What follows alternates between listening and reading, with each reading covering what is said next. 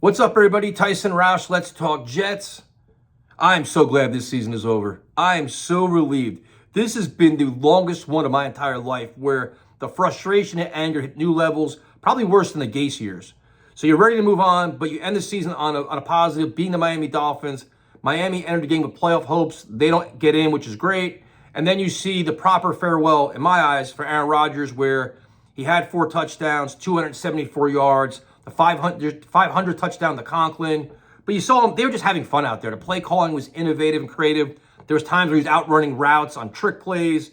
So you see they were having a really good time. And it was kind of like you just feel good about it, where it's like, if they're always endured all the negativity, all the nonsense, it's like you walk off the field with Devontae Adams and he sees Randall Cobb in the tunnel. You're like, all right, if this is the end for him, it's probably a good thing, where it's not that sour, bitter moment if they got blown out like 33-5 or some nonsense. You know what I mean?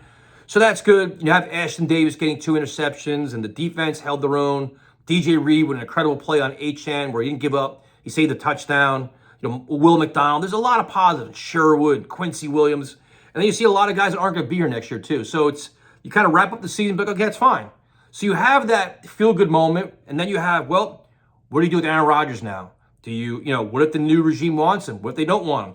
What if he wants to come back and the Jets don't want him? Like, there's all this circus that's not going to change between now and, February 1st. And then you have the news where the Patriots fired their head coach, Gerard Mayo. And I'm telling you, once I heard reports about how good the interview went with Mike Vrabel, when Connor Hughes tweeted it out, I was like, man, that's some really good leverage right now. The minute Mayo got fired, I'm like, boom, there it is. The Patriots saw it, and now they're going to get their guy in Vrabel. And now you have Vrabel and Drake May, and the Jets are back on the search. And you wonder if this changes their timeline in terms of how they do their hiring. Right now, it seems like they're interviewing a lot of GMs and head coaches. But Vrabel is probably one of the only guys where you can say, listen, we're going to hire you, and you can help find the GM. I'm not so sure there's a lot of these candidates left that are in the same case. I mean, Rex Ryan's going to be in on Tuesday. That won't be the case. I don't think like a Brian Flores would warrant that, or an Aaron Glenn or anybody. But it's just, I wonder if this changes anything.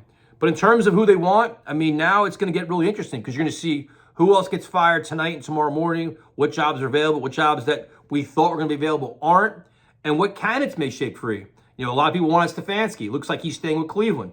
So it's going to get really interesting. I'm really looking forward to this. I'm looking forward to the search, doing more analysis on it, because now it's a lot more free time. I'm really tired of talking about this last season. I don't want to just sit there. It's so easy to be negative and just keep beating on the Jets. Now it's like, let's find solutions. Like for me, it's like Sherwood really came on, Jamie Sherwood. Find a way to bring him back. If you're going to get rid of DJ Reed, it seems like Echols could be a guy to keep around here too. Like there's little players you find.